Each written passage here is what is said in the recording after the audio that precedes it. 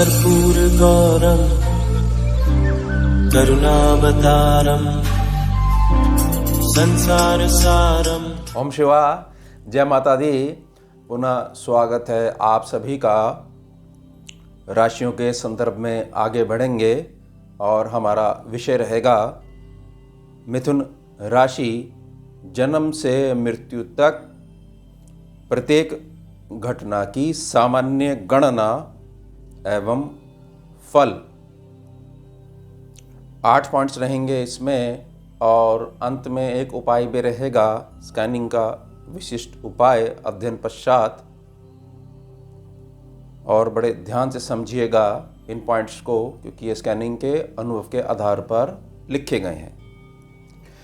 प्रार्थना रहेगी, copy pen लेके बैठ जाइएगा। हमेशा की तरह इस विषय को भी मैं अच्छी प्रकार से समझाने का पूर्ण प्रयास करूंगा। चलिए प्रारंभ करते हैं। 8 पॉइंट्स रहेंगे। पहला पॉइंट,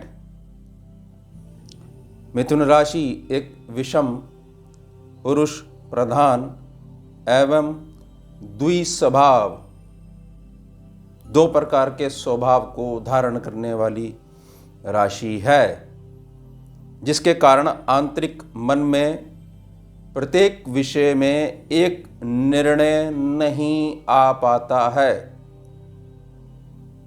मन सदैव अस्थिर ही बना रहता है। आकृति युगल स्त्री पुरुष का जोड़ा, जिसे हरा रंग प्रिय है। साइन है इसका, राशि का।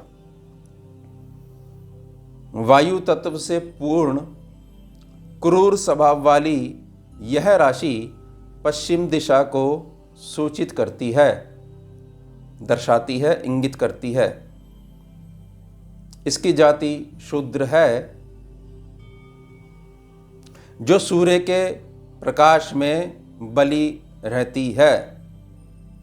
इसका आंतरिक मन सदैव द्विपद की कामना रखते हुए मन में विचरण करता है। इसके स्वामी बुधदेव हैं, बुध ग्रह हैं, तथा यहाँ राहुदेव उच्च प्रभावी और केतुदेव नीच प्रभावी बने रहते हैं। 3 नंबर राहु उच्च, राशि का नंबर है ना 3, तो राहु हो गए उच्च। फुल पोटेंशियल से आपका साथ देंगे राशि का, केवल राशि का। अभी कुंडली नहीं पता है, कुंडली में क्या है। आगे बढ़ेंगे। दूसरा पॉइंट, प्रायः कद या तो बहुत लंबा या बहुत छोटा देखने को मिलता है। शरीर में संतुलन तो दिखाई देता है, परंतु बाहें कुछ लंबी दिखाई पड़ती हैं। रंग सामान्य रहता है, न अधिक गोरा न अधिक काला। चेहरा गोल एवं नाक कुछ लंबी रहती है। आंखें कुछ छोटी, परंतु दृष्टि एवं देखने का भाव अति तीक्ष्ण बना रहता है, बच नहीं सकते इनकी नज़रों से आप। बाल काले और घने रहते हैं, कान भी कुछ छोटे परंतु आकर्षक बने ही रहते हैं। नाक लंबी जो है वो स्वभाव के विषय भी में मैंने कहा है। शारीरिक लक्षण के साथ में मैंने स्वभाव वाली नाक भी बताई है, लंबी होती है। स्कैनिंग की गणना है। तीसरा पॉइंट, आगे बढ़ेंगे। बुद्धिमान प्रवृत्ति के स्वामी, सहज ज्ञानवान एवं अन्य संतुलित जातकों के संग अधिकतर मिलजुल कर चलने वाले ही बने रहते हैं। ज्ञान को किसी भी रूप में तथा किसी भी माध्यम द्वारा ग्रहण करना तथा उस विषय पर फिर अपनी बुद्धि लगाना इनका स्वभाव बना रहता है। द्वि स्वभाव होने के कारण इनकी बुद्धि सभी के साथ न्याय करना जानती है। अच्छी बात है, ये बहुत अच्छी बात है। कुछ लेखन का शौक भी बना रहता है, जिसमें विचार, भजन, संगीत, कविता तथा शायरी शामिल रहते हैं। मिथुन वाले 3 नंबर वाले, राशि का नंबर 3, डेली डायरी लिखना प्रारंभ कर दो। जीवन की आधी समस्या हल हो जाएगी। स्कैनिंग के अनुभव के आधार पर आपसे प्रार्थना कर रहा हूं कि मतलब आज आपने क्या सीखा और इसमें क्या सुधार करने की आवश्यकता है। अपने अनुभव रोज लिखने लग जाओ, हाथ से कॉपी पेन लेके। भाग्य 100% काम करने लग जाएगा, जो मैं प्रार्थना कर रहा हूं, अगर आपने अपना ली तो। आगे बढ़ेंगे। चौथा पॉइंट, इनमें जन्म के साथ ही उत्तम राजनीतिज्ञ एवं सफल व्यापारी के गुण बने ही रहते हैं। विनोदी स्वभाव के साथ उत्तम वक्ता भी होते हैं, बहुत बढ़िया, तथा चंचल प्रवृत्ति भी होती है। इनका पूर्णता स्थिर रह पाना कुछ कठिन ही जान पड़ता है, क्योंकि शरीर का कोई एक अंग सदैव चलायमान बना रहता है। हर विषय का विश्लेषण करना स्वाभाविक प्राकृतिक गुण बना ही रहता है। इसलिए प्रत्येक कार्य एवं सम्मुख व्यक्ति को पहले अपनी बुद्धि की कसौटी पर परखते हैं, फिर ही आगे बढ़ते हैं। ये अच्छा गुण है, उत्तम गुण है ये।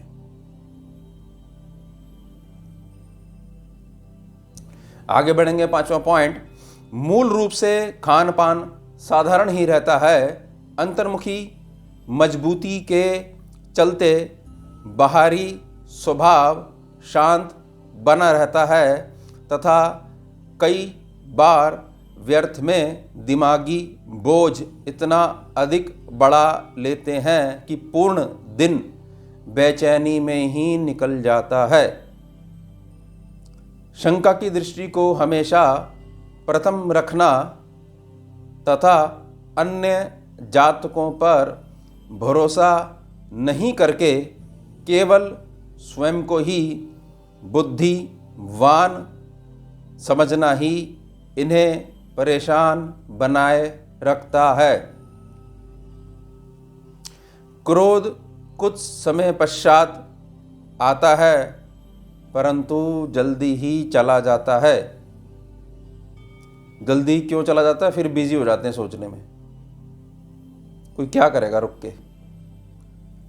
अपने द्विस्वभाव के कारण ही यह परेशानियां उठाते रहते हैं आजीवन।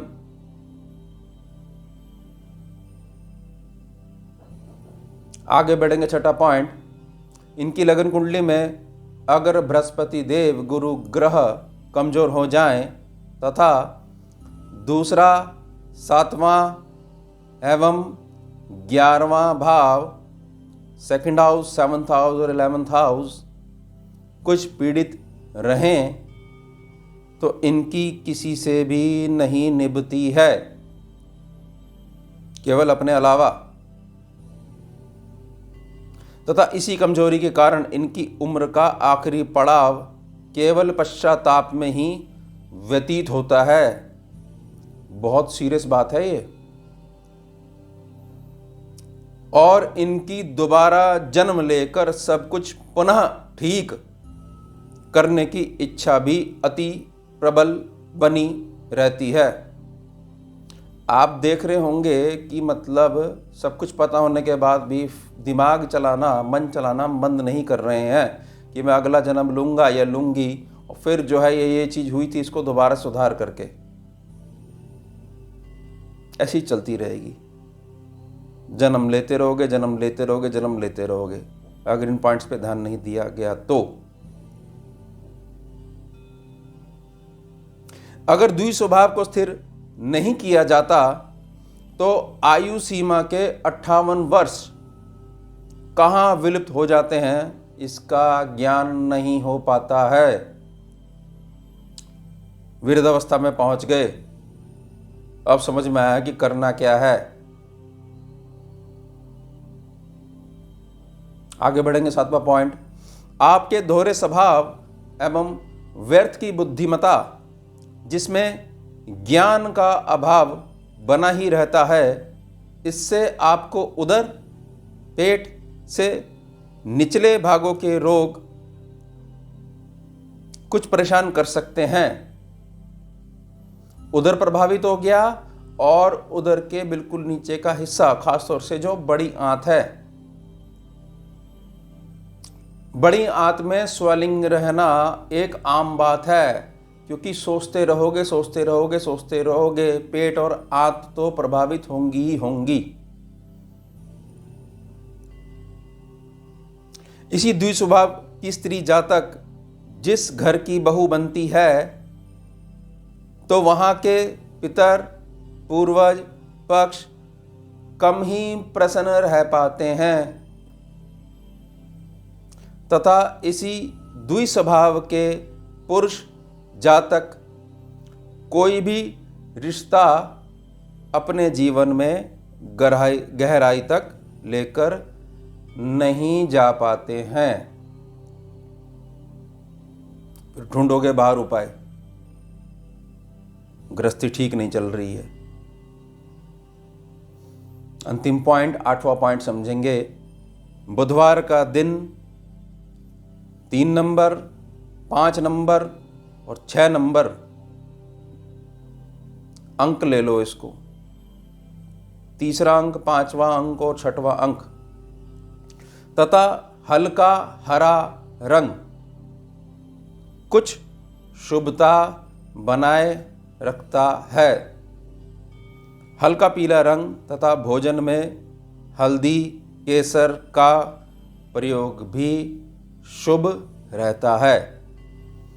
कुंडली के अध्ययन पश्चात थोड़े समय के लिए 3 रत्ती का पन्ना रत्न, सोने, स्वर्ण या चांदी की अंगूठी में जड़वाकर सूर्य के प्रकाश रहते अपने सीधे हाथ की कनिष्का, सबसे छोटी वाली उंगली में धारण करना उत्तम प्रभावी रहता है। इसके साथ में मूंगा मंगल वाला तथा मोती चंद्रमा का धारण करना धारण किए गए पन्ना रत्न को प्रभावित कर सकता है। आपने पन्ना रत्न डाल रखा है और कुंडली के अध्ययन में कुछ ऐसी चीज़ निकल के आती है और ऊर्जा टकरा रही हैं, तो आपने मूंगा धारण कर रखा है उसके साथ में, पन्ना के साथ में, या मोती धारण कर रखा है, तो पन्ना जो कार्य कर रहा था उसका जो कार्य है जो वो कर रहा था वो रुकना प्रारंभ हो जाएगा। इस बात का ध्यान रखिएगा। जड़ होता है रत्न, जड़, चिप नहीं लगी होती उसके अंदर, कंप्यूटर फिट नहीं है उसके अंदर, उसने ऊर्जा बढ़ानी है तो बढ़ानी है। इस बात को समझ लीजिएगा। इसलिए ही पहले अध्ययन करा जाता है, मैथ्स लगानी पड़ती है, कितना रति, और आपका स्वभाव भी देखा जाता है, उसका भी फर्क पड़ता है। तो मेरी बड़ी प्रार्थना रहेगी, यानी मैं सीधे तौर पे कह रहा हूँ, बुध मंगल और चंद्रमा के रत्न अगर आप एक साथ धारण कर लोगे तो इस प्रकार का प्रभाव हो सकता है कि जो पन्ना जो है वो लगभग काम करना बंद कर दे, स्कैनिंग के अनुभव अनुसार।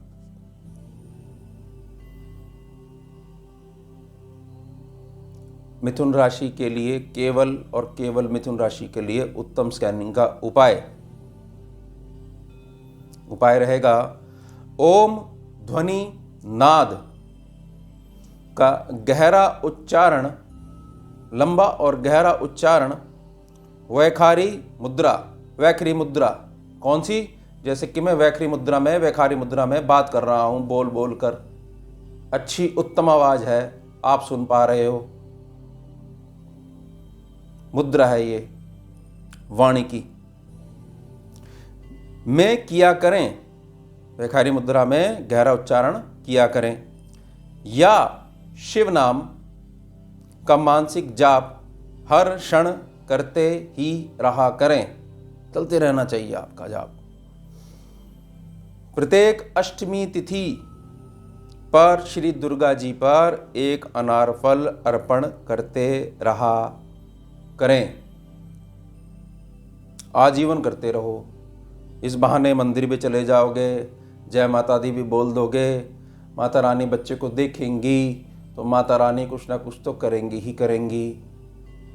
ज़्यादा दिमाग मत लगाओ कि इस तरीके से कर लेंगे, ऐसा कर लेंगे, ये चीज़ नहीं करी। और ये तो बिल्कुल भी ठीक नहीं है कि 58 वर्ष तक आपको संघर्ष करना पड़े, और जब बिल्कुल ऐसी स्थिति हो जाए, आखिरी पड़ाव आ जाए, तब आप निष्कर्ष निकालो कि अगर जब अगला जन्म होगा तो मुझे ये ठीक करना है। क्या आप ज्ञान है आपको? जातक साधक प्रार्थना करता है कि इस माया से बाहर आए, माया में जाके आप पुनः सब कुछ ठीक करने की बात करते हो। प्रभाव है ये। बहुत सारी चीजें बुद्धि के क्षेत्र की नहीं होती हैं। हर क्षेत्र में बुद्धि लगाना पूर्णतः मूर्खता है। इस बात को अच्छे से समझ लीजिएगा। आपके सोचने की कोई आवश्यकता नहीं है। क्या होना है वो पहले से डिसाइडेड है। धर्म की पालना करिए, बस कर्म करते रहिए, धर्म को आगे रख के सब कुछ ठीक ही होगा। आपके सोचने मात्र से कुछ नहीं होने वाला। व्यर्थ में सोचना और गहन अध्ययन करना दो अलग विषय हैं। एक उत्तर दिशा का विषय है और दक्षिण दिशा का विषय है, पीठ है दोनों की। इस बात पे ध्यान रखिएगा, मेरी बड़ी प्रार्थना रहेगी। यह था हमारा विषय मिथुन राशि, जन्म से मृत्यु तक प्रत्येक घटना की सामान्य गणना एवं फल। संपूर्ण वीडियो में कोई भी बात आपको क्लियर नहीं हुई हो तो आप YouTube के कमेंट सेक्शन के माध्यम से अपने प्रश्न पूछ लीजिएगा। जैसा मुझे टाइम मिलेगा, समय मिलेगा, गुरु माँ की जैसी आज्ञा होगी, मैं आपके सभी वीडियो से संबंधित प्रश्नों का उत्तर देने का पूर्ण प्रयास करूंगा। जुड़िए और जोड़िए। ओम शिवा, जय माता। भुजगेन्द्रहारं कर्पूरगौरं करुणावतारं